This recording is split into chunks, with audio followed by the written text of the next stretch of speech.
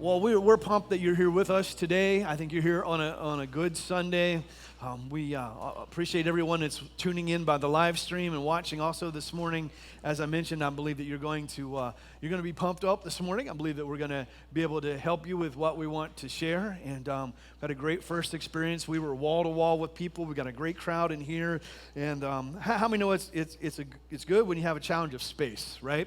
And so in about 6 months, we get to move and get to gain some space. And so we're excited about that. And we will tell you more about that here in about a month once we get some stuff ready to tell you. So I'm not just trying to string you on a little bit. So we look forward to what God is doing in all of those areas. And usually I get up here and I speak to you from a series that we're in the middle of. But this month, we're actually in what we call No Series September, which means each week is not necessarily connected to the other. We've talked a lot over the last couple of weeks about being vigilant against the enemy. We talked about faith and some things like that. So this morning I'm going to do a totally different message. And I'm actually going to have my wife help me on this one. Why don't you guys give her some applause as she comes up? I don't do so well sitting on a stool and staying in one place, but I did it last experience, so I believe I can do it in this one. And I want to encourage you, next week we're going to do another standalone message, and we're going to talk about freedom. And so you don't want to miss next week, but everybody say, we are ready to go. So this past Tuesday, me and my wife celebrated 25 years of marriage. I appreciate your applause. I told you last Sunday, that if I made it to Tuesday, we were going to celebrate. So we made it, right? We made it to Tuesday. And so it's 25 years. And it's like anyone else's marriage. We've had mostly really good times, a couple challenging times, but we've been very blessed. I can tell you that I did not grow up in a church that I ever remember anyone teaching on marriage. And when I took a job in Ohio, the first thing we went to was a marriage weekend. And I thought, why would I want to go to that? But it began giving us some revelation and change. And we feel like we have a really good marriage, but we feel like that's because of what we learned that the Lord has taught us and showed us. And so we want to talk this morning about what we wish we knew before we got married. And I do believe we're going to say some things. If you're married, it's going to help you. If you are going to get married, it's going to help you. And you can apply the same stuff if you're not currently married right now. And I believe God's going to help you. So y'all ready to go? All right, so 25 years. Pound it. All right, okay. So 25 years ago, I was thinking about this when I met my wife. I wish I had this like first love, or what's that called? First sight? Love at first sight story, but I don't. Not that you weren't awesome or anything, but so I actually met my wife at, me and some friends were at an event at Trinity Assembly of God in Marion County. It was like an evangelistic event, and we were there, and there was a girl that we knew, and you were friends with her, and she brought you to that, and it's actually the night that she gave her heart to Jesus. This is why, when sometimes I question it, but I was there when she got saved, so I know she's saved. I got proof. So, but I don't have proof of yours. Yeah, so I was there that night, and so after the event was over, we got to meet, and we all went out to eat, and this is what I remember. I remember that she was really hot, and then she did the weirdest thing. She started eating my mashed potatoes off my plate. But I asked you first. Yeah, you did ask, but I just thought that was weird. I was a stranger. You're like, you're going to eat the rest of those? I was like, and she just started eating off my plate. So that was kind of the first impression, my first thoughts that first night. So that was kind of weird. Like I didn't know at that moment, like we'd be sharing mashed potatoes for eternity or anything like that. No. But aren't you glad I did? I am glad that you did. But aren't you glad I did? Yeah. Well, I'm going to explain to you what I thought about Pastor Aaron the first time I met him. So that same night, okay? Obviously, I didn't go to church and didn't grow up in church. I mean, Christmas and Easter, that kind of thing. But so, and I had some experiences outside in the world, some things I did that wasn't proud of, those kind of things. And then when I met him, I'm thinking, okay, who's this goody-goody guy? That thinks he's all that in a bag of chips kind of thing. So I kind of had this impression of, it was a false impression, obviously. It was not the right impression, but that's the impression that I had because I thought, okay. And I'm thinking, well, I'm not going to change who I am just because, I thought he was kind of thinking who he was and all that. So I just was very comfortable. I was just myself, so I ate the mashed potatoes off his plate. Right? Yeah, I could have had like a monkey disease or something. Monkey disease. My goodness. And then from that point, we actually, I worked with the youth. I started working with the youth and started helping out. And it was actually a couple years into it before he made this attempt and called me on the phone. Now, ladies, I need some help here, okay? Because I want some verification on this. And because if a guy calls you up and asks you to go somewhere for the evening, and he will come and get you, is that a date? Yes. Thank you. Okay. We always have this dispute that he thinks it was just, because it was a play, an activity that we were going to for the youth, but he had tickets to it. So he called me and asked me if I would be willing to go with him. And I said yes, so that to me classifies as a date, correct? Yes. All right, thank you, I feel justified. Anyway, we have this long, ongoing disagreement of that wasn't a date, that was just an activity. So, and the reason why I think he is disputing it is for this reason. We were sitting in it was a gymnasium actually, and the front of the stage was where they did the play. And I was sitting actually right here, and he was sitting to the right of me. And then there were two other students, and then the stage was that way. And the whole time he sat like this, talking to those other two students, and had his back to me. So he had no conversation going on with me, so I felt like I was kind of there by myself. So I'm thinking, okay, what did I agree to? If this is a date and he doesn't talk to me, what's going on?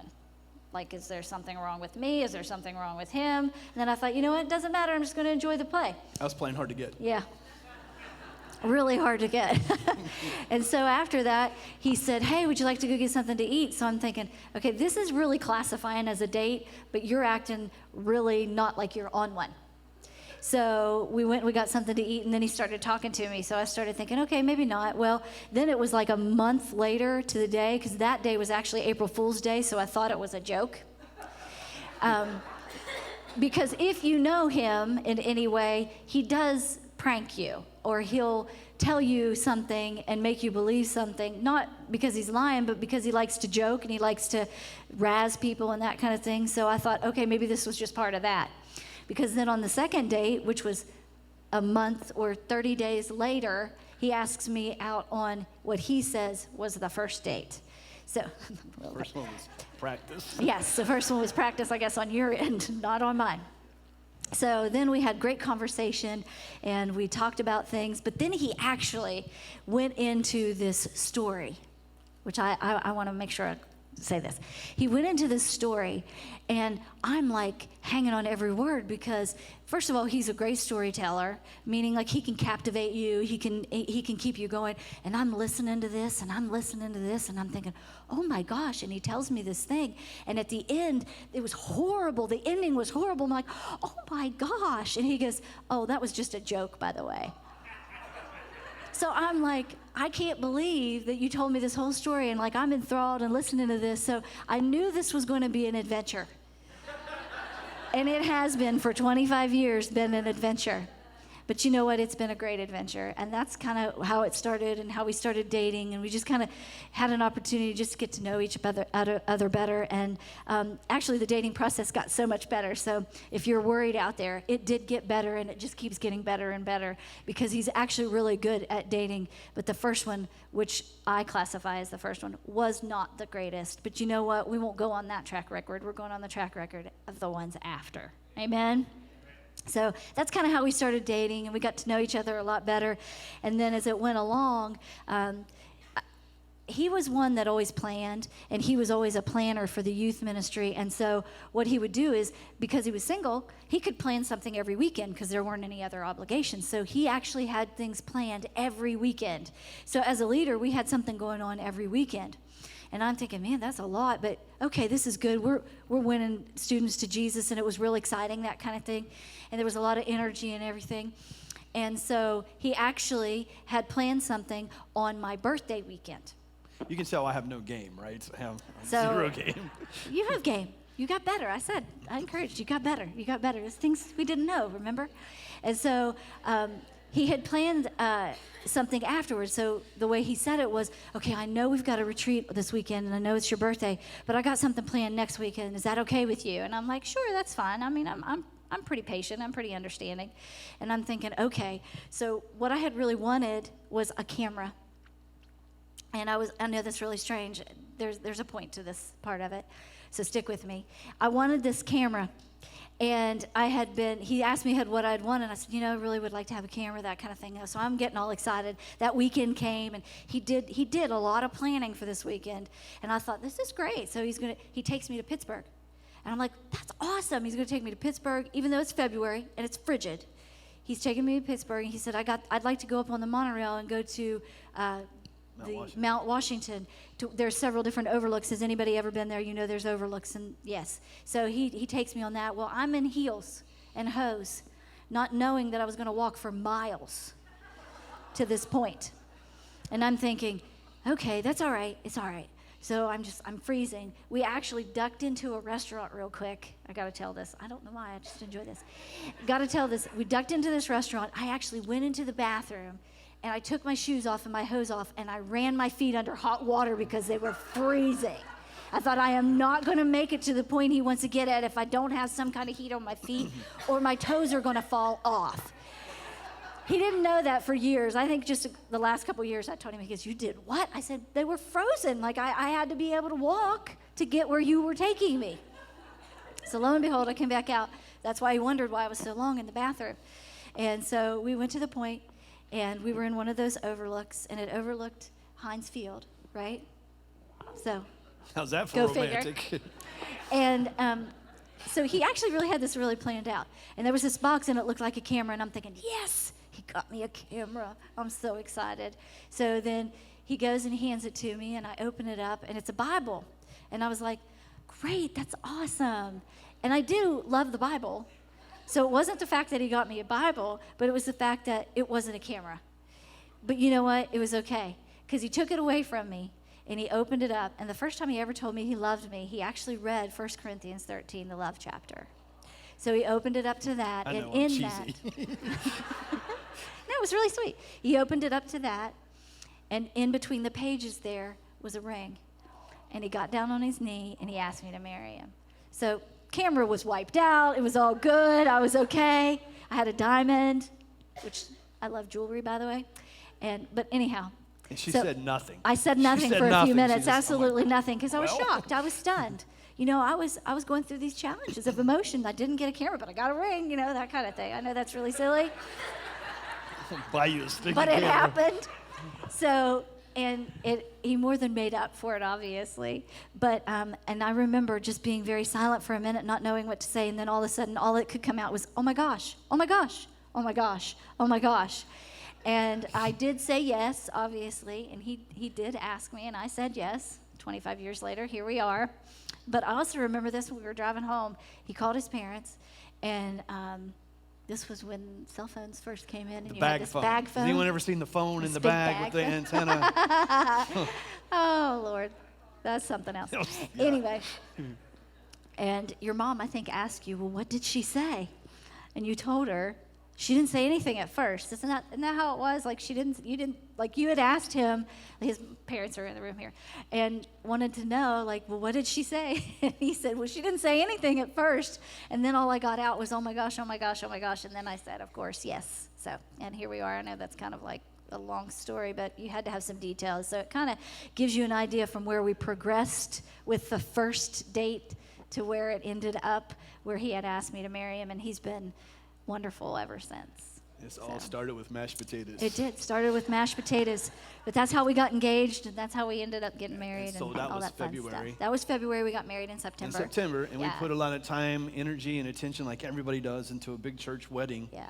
And we didn't at the time really, the church, the pastor, I just remember like the pre-marriage counseling was, we were just walking around the parking lot. They Yeah. gave us a book and no real instruction. And so what I've learned over the years is we put so much effort into the wedding day that we forget about the marriage afterwards Right. that doesn't That's so get true. the Yeah. attention. And so over the years, we've had this discussion like, what do we wish that we knew?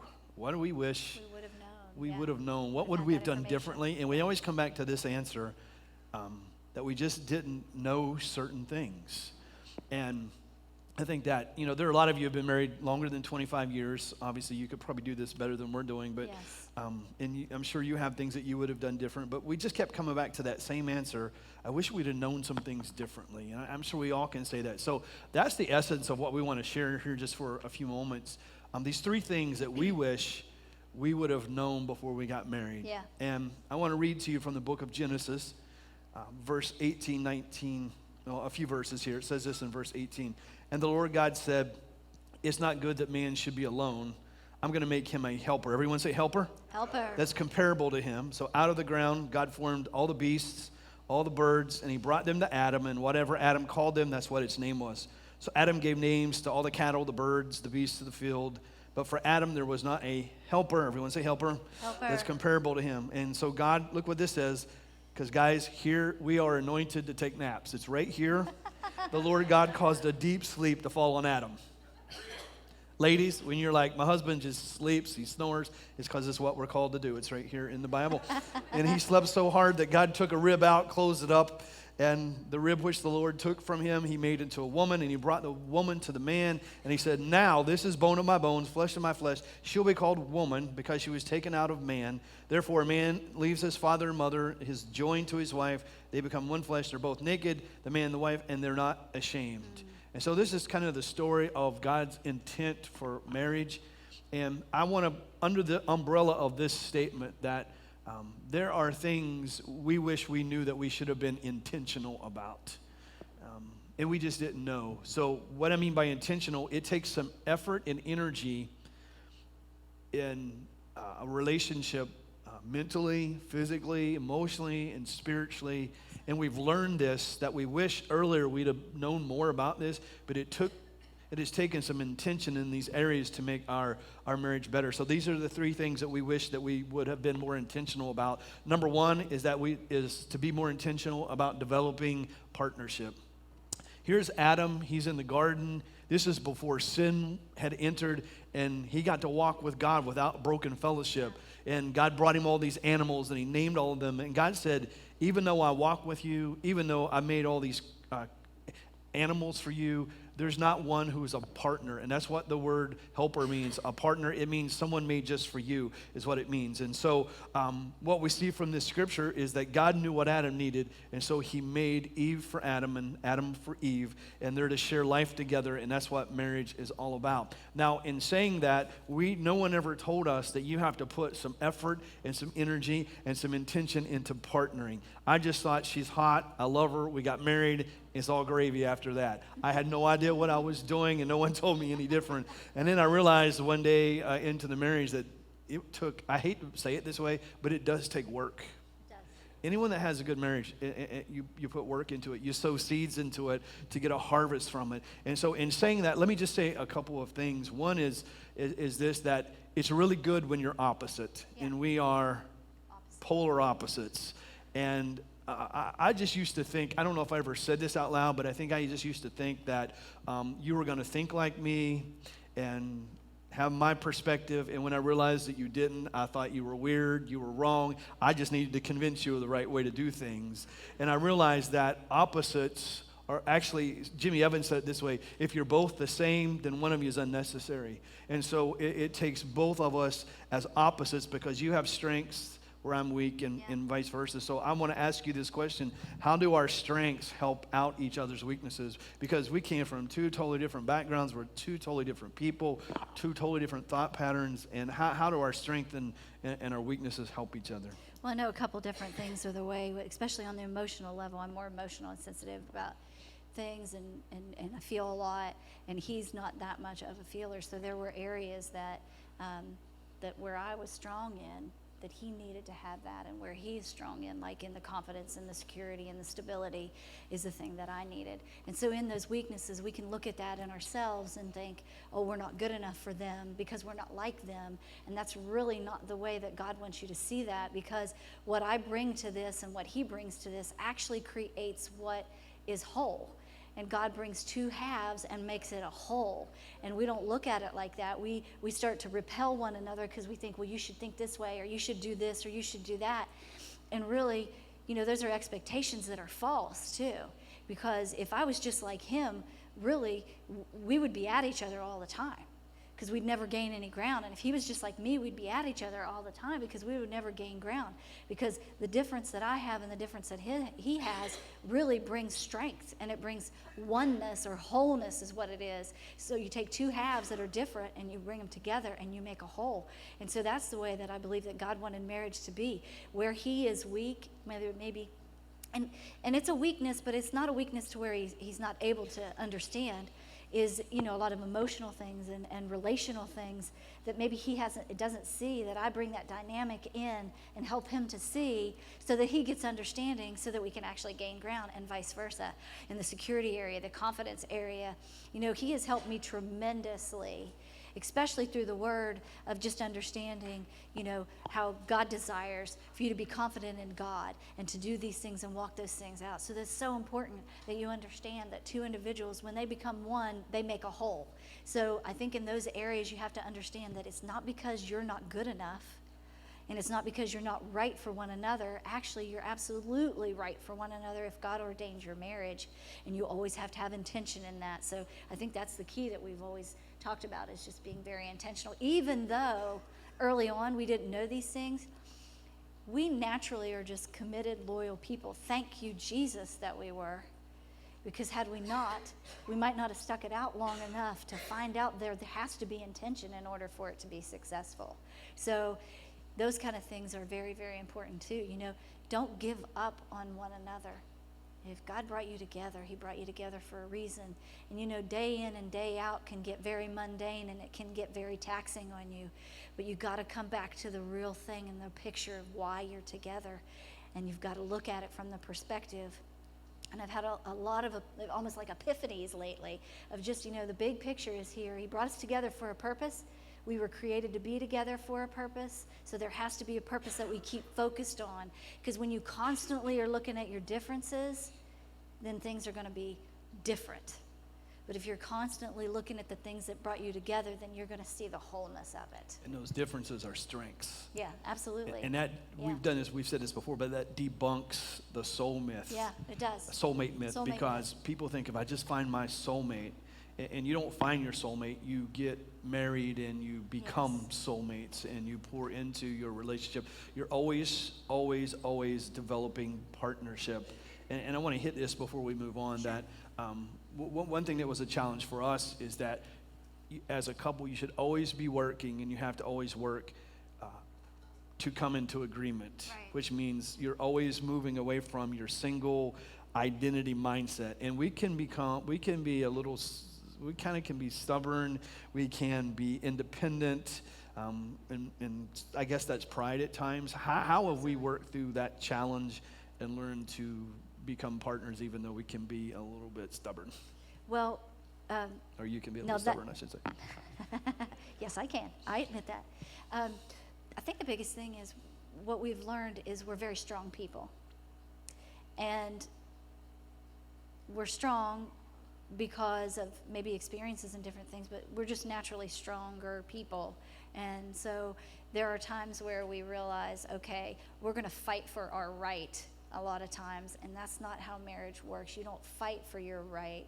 You walk in the right that you have the opportunity to be together. And so independence was something that was kind of like my middle name growing up, because I couldn't rely on anybody to have anybody to depend on, so I had to depend on myself. And the first letter of independence is I. And so I thought a lot about I. And it wasn't that I wasn't a thoughtful person or considerate. I feel like I am a very considerate person, but I thought about the I in the factor of protecting myself from any kind of hurt. And it really is a matter of pride, because I wasn't trusting God that the person that he picked for me, that I would allow him to be able to protect me, because I did need him, and I felt like I didn't need anybody in my life because of all the hurts. And so in that, I became an independent person, and now I'm not an independent person. I'm extremely dependent on Jesus, and he shows me those things and allows me to open up and put my pride down so that Aaron can be what I need, because he's the other half of me. And so I allow him to protect me now. I allow him to, I've come to the terms of the fact that I do need him. And I never felt that way before, but I do need him. And that can be a very vulnerable place for you if you're someone who has always taken care of yourself. But that vulnerability is good, and it actually creates that oneness, and it creates that understanding of God bringing you together. So it's just a matter of pride, and that strong, I feel like I have a right kind of thing really doesn't exist in a marriage, because the only right that you have is being obedient to what God called, and that's for you to be whole.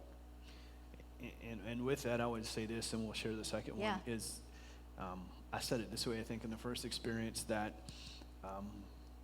one of the things that has to happen for us is, the word division, and the devil tries to divide marriages. We see it all the time. Division means two visions, and you got to have the same vision, and it has to be the death of independency. Yeah, you're right. That's And challenging. challenging How many have ever, maybe with your spouse, or when you've been in an argument and you knew you were right and they thought they were right and you won the argument, and afterwards you're like, what was that worth?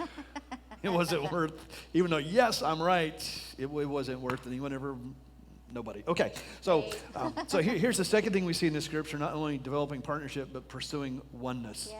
The goal of marriage is oneness. That means becoming less of two and more of one person. Mark chapter 10 says this, but God made them male and female from the beginning of creation. This explains why a man leaves his father and mother, and he is joined to his wife, and the two are united into one. Since they are no longer two, but they are now one, let no one split up what God has joined together. And so the key to oneness is communication. Yeah. And my wife is so much better of a communicator than me, but that's what communication is. It's always becoming one, sharing and becoming one. And so they say this, that women, communication is different than men. For a woman, she needs frequency in communication. And we just had this conversation, we had this long conversation, and all of a sudden I was just quiet. And she's like, you got nothing to say? How come you're not saying anything? And I literally said this to her. Don't try this at home, but I said, I'm out of words. And she's like, how can you be out of words? I'm like, I'm out of words. Guys, how many out there are like, I just ran out of words. I got no more words. I don't have to say any more words. I can't think of any more words to say. I'm just out of words. To her, that was so foreign. It is foreign. But for a female, communication is frequency. And so we need to share. And so how have we learned to communicate? Well, the biggest thing I think is spending. Because once again, this is something we didn't know we needed to be intentional about. That's what I wanted to say too. These things are things that, we have even come into the knowledge of over the last several years that we've been able to actually put intention to. And we've had some battles that have come against that, because when the devil doesn't want you to change your mindset. He doesn't want you to change your mindset in your marriage, because if there's some tension or stress or strife, he likes that, because he can get in there in that strife, and then that's when he can cause division. If he can cause division, then he's going to work on that until it comes to happen. But the thing about that is you got to communicate. You got to get those things out. You got to understand those things. You have to expose those things. The biggest thing I think is that we spend time together. It's important that you spend time together and you talk about the tough subjects. There are times where there are things where you just think, you know what, no, if I don't think about that or don't do that, it'll just go away. It does not just go away. You have to put them out there on the table. Even if they're hard, even if it's conflicting, you've got to talk about those things. You have to communicate those things, because the devil works in ignorance and darkness. And if you keep it in the dark and you think that it's going to be okay, you're wrong. You're wrong. It's so important with communication that you talk about it. And obviously what we've learned too is our tone, how we approach one another. We do it with love and respect more so now than just bah. Because I know, like, as women, sometimes we get so passionate about things, if you're like that, and then it can just come out, and it's really not the intention of the way it's to come out, but it just has to get out somewhere. And I used to be like this more so was when I dealt with something, I just thought, okay, well, I don't have an outlet, so I don't have anywhere to go, so I'll just push it down. And I just kept pushing it down, and I became a builder, and I would build on top of that. And then something would trigger it that would have absolutely nothing to do with it, and then I'd blow up, and then it'd be boom. And he'd be like, what in the world was that? And I really couldn't tell you at that moment. It was just a buildup of several different things. So I've learned, especially in this aspect of my life, and with him, communication is so important to deal with the tough things, is that get it out. Lay it on the table. Don't let the devil come in. Don't let him keep something hidden that you might start to then conjure all these thoughts about and then hold this thing against your spouse that really doesn't even exist. And so in that, you have to expose it. Because here's the thing. He's the way, the truth, and the life. And truth will back up truth. And you'd rather hear the truth in love, even if it hurts, than to have somebody lie to you so that it can be suppressed and you don't have to deal with it at the moment. Because then you've got two different things you're dealing with. You're not only dealing with a betrayal, you're dealing with a lie. And God can't get glorified in that because he doesn't operate in either one of those realms. He operates in truth. So truth can back truth. Healing can come from truth. But it can't come from a lie, and it can't come from something being hidden. So the biggest thing for us, communication, because there's times where he just doesn't want to communicate about things, but I'm like, okay, we got to communicate about this because we can't fester. It can't sit there. We got to deal with it. We got to deal with it with the word. We got to lay it out. We got to expose it. And I probably have way more words than that, obviously, than he does. But I feel like it's really brought us freedom, and it's really brought us opportunity to gain ground and to do what God calls a marriage to do, and that is to stay whole and to stay one. So best thing for us, communication, is spending time together and doing things that are important to us. And they say for a man to best communicate, it's around an activity. Yeah. They say that women are more modest in the intimate areas in the bedroom. Men are modest in conversation. And so like when we dated, we were always going somewhere, doing something, playing tennis, and so Yeah, I talked a lot fun. more. And so a couple months ago, she's like, I just want to go do something you enjoy doing. What do you like to do? I'm like, I like to hike. She's like, I'm going hiking. I'm like, yeah, how's this going to go? But so we stayed at the lodge. We didn't stay in a tent, but we went on like a 13-mile hike. And dude, guys, I turned into a woman. Somewhere on that hike, I just started talking and talking and talking. So guys open up around activity. Women communicate better over frequency. Except during a football game at certain times. Just so you know. Don't ask questions during a football game. Yes. During the football game, you got to pick your places. I have to pick my They're called commercials. spots. That's when you ask the questions. Or halftime. Not like, why is he doing that? Why is he wearing those pants? Why has he got that dirt on his helmet? What's that play? Oh, Well, you haven't done that. those I'm just saying questions. some women do that. Okay, so last one, real quick. We're running out of time here. Yep. We just want to help your marriages today. And so put intention and effort into developing partnership, into pursuing oneness. And lastly, just serving each other's needs. No one ever told us that you're the one that's supposed to, they say you marry the person that heals you. Yeah. And in Ephesians, it says this, that a woman's greatest need is to be loved and cherished. And a guy's greatest need is respect. Now, there are some secondary needs, but what I need to do, I need to spend my life and energy, because it says the husband has to act like Jesus does to the church. And my words and my effort and my energy needs to be serving the need that she has to feel loved. And when I do that, it builds security. And she needs to put her effort and her energy into making sure I feel respected. And there are secondary needs. We don't have time to go into all of those. But this is what we realized. And whenever we were working with couples that are getting ready to get married, we say this to them all the time, even just some couples that we're working with. That what we realized, that we both had these set of expectations going into marriage, but nobody told us we were supposed to share them. Right. We just thought we would be mind readers and And we'd so know them because we're I together. had expectations and she had them, and because they were never shared, they were never met, so we were frustrated. But if you can share your expectations, then she knows what to meet and I know what to meet. And instead of being frustrated, we are feeling fulfilled. And we have a really good marriage, but it's taken a lot of effort and a lot of energy. But the Bible tells us in those few verses, it says that we need to keep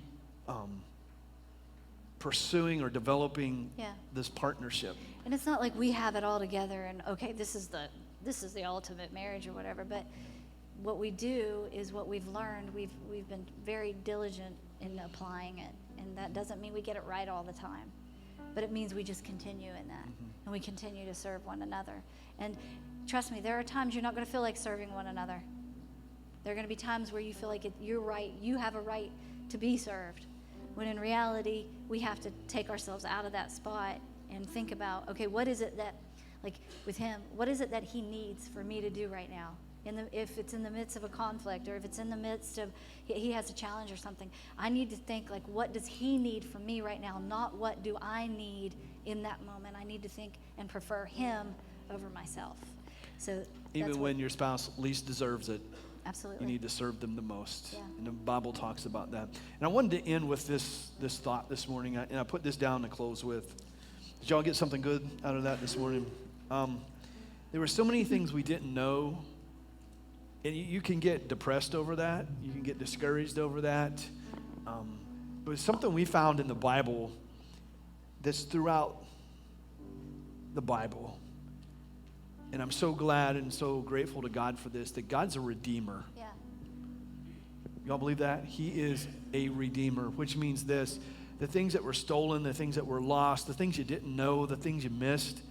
Because God's nature is to redeem, he can redeem all of those things in your life. When you just say, I didn't know, or I did wrong, or I thought wrong, or I felt wrong, if we let him, he's a redeemer. And I'm so grateful that he's a redeemer. If you think about this, those of you who are a Christ follower, you're saved, you're born again, you're a believer. So you had a past, and some of us in here might have been really good sinners, and we have maybe a past. And I was always taught this, that we're going to get to heaven one day and there's going to be this big Jumbotron and all of our mistakes are going to play on that Jumbotron. So I was like, I don't want anyone to see that Jumbotron. But I realized that's not a bit true, because the Bible said this, that Jesus took all the stuff that could have been put on the Jumbotron and his blood wiped it out. It covered it. He redeemed our past. So if you're a believer, you don't have a rap sheet and you don't have all of these things. God redeemed it. And so if God could redeem that, he could redeem things you didn't know. And not just in marriage, but even in your individual life, I think there's probably some things that God can still redeem in our lives. Some of the stuff were our own decisions. Some of the stuff were just things we didn't know any better. And so I want to end with this question this morning. And it doesn't even have to be relationally or marriage. What needs redeemed in your life because you just didn't know? What needs redeemed in your life because you just didn't know? That's why we spend so much time on Sundays teaching revelation and truth, because once you know it, then you can act on it. But I think because some of us didn't know, we have relationship failures, business failures, life failures. But what didn't you know that God still can redeem in your life? Let's all stand. And as I close with that thought, I'm not going to have anybody come forward. You don't have to tell anybody this. But when I said that last statement, what in your life still needs redeemed because you just didn't know? How many thought of something? Go ahead and slip your hand up. Yeah, I see that. I'm going to pray for you as we close, and Pastor Devin's going to dismiss you. But I just want to pray with you, because sometimes God just needs to redeem our memory, our thought, our decisions. And I learned this a long time ago. God can do anything in our life that needs to be done, but he cannot do anything in our life that we do not allow him to do. And I think for just a moment, we need to allow him to just begin to redeem. Amen. And that's one of his attributes. It means to buy back. You know, one thing I've noticed over the years my wife loves to do, and first we had to do this because we didn't have any change, but she would go and find the sales rack. And she loved, and she still does, she loved a good sale. Anyone love a good sale? Is that like anybody? That's actually what the word redeem means, to find a good bargain, to get a good bargain. And I'm telling you why. Jesus redeems and bargains stuff out of our lives. So let me pray for you. Slip your hand up again if that was you. Father, you see the hands that are across the room, and I want to end this message this morning with good news. I pray for every hand that's up because they see something they just didn't know. Thank you, Lord. Thank you, Jesus. And we don't want to make what we didn't know an excuse now. But God, we want to bring it to you. We want to lay it down, and we ask you, God, to redeem it. Redeem that marriage. Redeem those finances. Redeem that health situation. Redeem those choices. Redeem that person from that addiction that they went to. Redeem that person from those bad choices. Redeem that person from those wrong thoughts. Father, you're the Redeemer, and by faith we say, redeem us. Redeem those areas of our life. And God, what the enemy meant for evil, you will turn for good. Yes. And what seemed like we wasted years in time, God, you're going to make up with opportunity and healing in these lives. Thank you, Lord. In the mighty, mighty name of Jesus.